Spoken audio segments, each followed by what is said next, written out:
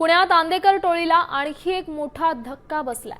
नानापेठ परिसरातील टोळीनं अनधिकृतपणे बांधलेलं वारकरी भवन पाडण्यास आता सुरुवात झाली आहे। या कारवाई दरम्यान पोलिसांचा मोठा बंदोबस्त तैनात करण्यात आलाय। विशेष म्हणजे महापालिकेनं कोणतीही नोटीस न देता कारवाई केल्याचा आरोप करण्यात येतोय। तर याबाबत वकिलांनी पालिकेच्या अधिकाऱ्यांना जबाब विचारला असता ते उत्तर न देता घटनास्थळावरून निघून गेले।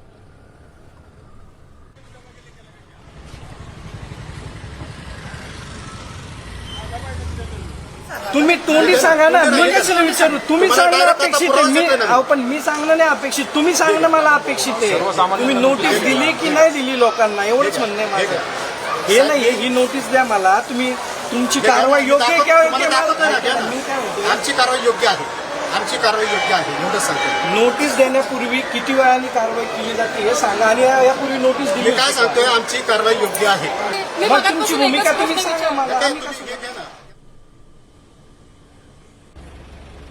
यांची कारवाई अतिशय अयोग्य आहे। महापालिका अधिनियमानुसार ह्यांनी आम्हाला नोटीस 15 दिवस आधी नोटीस देणं बजावणं गरजेचं होतं।